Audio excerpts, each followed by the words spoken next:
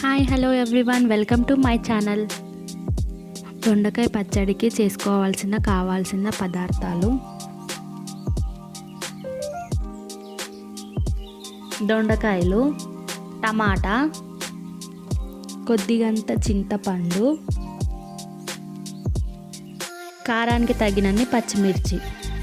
Stove on చేసి కడాయి పెట్టి కొద్దిగా ఆయిల్ వేసి దొండకాయలు వేయాలి. దొండకాయలు కొంచెం మగ్గిన తర్వాత అందులో కొన్ని పచ్చికాయలు, కారానికి తగినన్ని పచ్చిమిర్చి వేయాలి.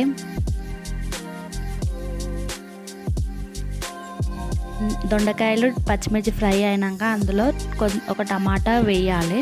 టమాటా వేసి ఒకసారి కలపాలి.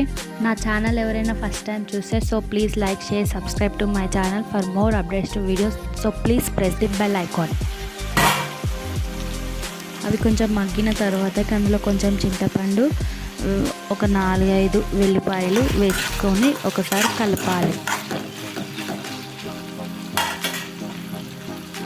అవన్నీ మొత్తం మగ్గిన తర్వాత అందులో కొంచెం కొత్తిమీర, కొంచెం పుదీనా, కొద్దిగా జీలకర్ర వేసి ఒక 2-3 మినిట్స్ మగ్గనివ్వాలి. మళ్ళీ మీలో ఎంతమందికి దొండకాయ పచ్చడి అంటే ఇష్టమో కామెంట్ చేయండి ప్లీజ్. ఇవన్నీ ఈ విధంగా మగ్గిన తర్వాత అందులో కొద్దిగా పసుపు, రుచికి సరిపడా ఉప్పు వేసి కలపాలి. ఇవన్నీ బాగా మగ్గనివ్వాలి. మగ్గిన తర్వాతకి స్టవ్ ఆఫ్ చేసేసి చల్లారనివ్వాలి. అన్నీ చల్లారిన తర్వాతకి మిక్సీ వేసుకోవాలి. స్మూత్గా వేసుకోకుండా కొంచెం బరకగా మిక్స్ చేసుకోవాలి.